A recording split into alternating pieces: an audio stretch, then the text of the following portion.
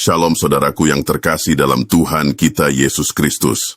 Kali ini kita membahas suatu topik yang hangat dengan penjelasan yang utuh dan penuh, yaitu Yesus menyaksikan anak dan Bapa. Simeon oleh Roh Kudus, ia bernubuat tentang Yesus, sang anak inkarnatif. Penjelmaan yang dunia tidak pernah kenal. Sesungguhnya anak ini ditentukan untuk menjatuhkan atau membangkitkan banyak orang di Israel, dan untuk menjadi suatu tanda yang menimbulkan perbantahan. Lukas pasal 2 ayat 34.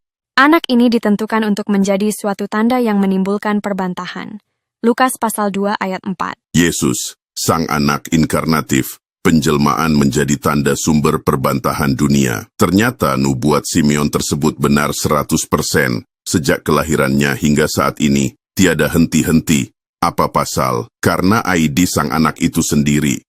Dia berasal dari surga dengan ID tidak terbatas dan turun ke dunia yang terbatas. Jadi bagaimana umat terbatas bisa memahami sang tanpa batas? Lukas pasal 10 ayat 22. Bahasa manusia pun tak mampu mendeskripsikan dimensi jati diri yang tak terhingga itu sehingga Yesus, sang anak sendiri perlu memberi peringatan tajam agar kita bisa buka hati sanubari untuk dapat menangkap bahasa-bahasa firman-Nya tentang God. Pokok sebab perbantahan 1. Yesus berkata, "Apakah sebabnya kamu tidak mengerti bahasaku? Sebab kamu tidak dapat menangkap firman-Ku." Yohanes 8 ayat 43.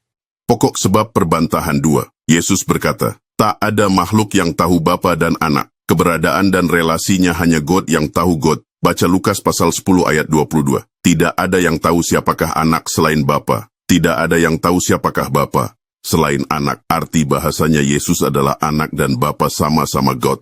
Pokok sebab perbantahan 3. Tuhan sudah menyatakan siapa dirinya, tapi manusia masih mencari-cari lainnya. The God who makes himself know. Tuhan sudah gambarkan keberadaan dirinya. God itu satu echad. Satu. Yang apa? Ya, God itu pasti satu dan satu-satunya. Ulangan pasal 6 ayat 4 dan lain-lain, tetapi itu bukan mutlak satu mono atau soliter tanpa relasi. Melainkan satu relasional, esa yang plural unified.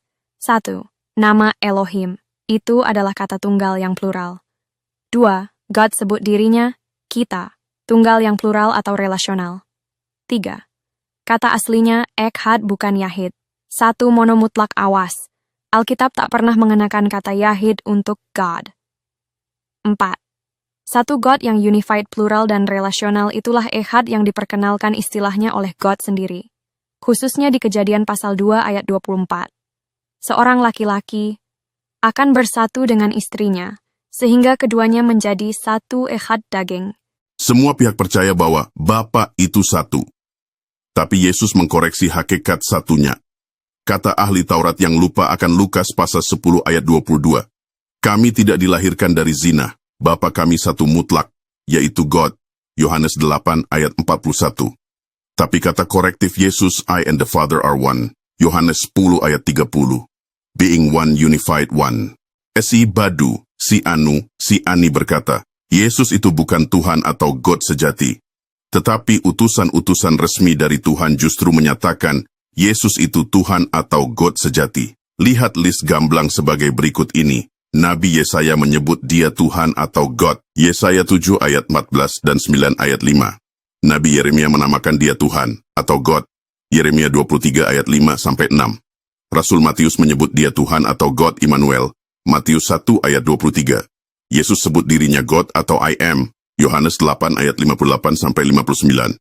Yohanes 10 ayat 30 dan Wahyu 1 ayat 8. Malaikat menyebut dia Tuhan atau God. Lukas 2 ayat 11. Rasul Yohanes menyebut dia Tuhan atau God. Yohanes 1 ayat 1 dan 1 Yohanes 5 ayat 20. Rasul Thomas menyebut dia Tuhan atau God. Yohanes 20 ayat 28. Rasul Paulus sebut dia Tuhan atau God. Filipi 2 ayat 5 sampai 7. 1 Timotius 3 ayat 16. Titus 2 ayat 13. Bapa surgawi memanggil dia Tuhan atau God.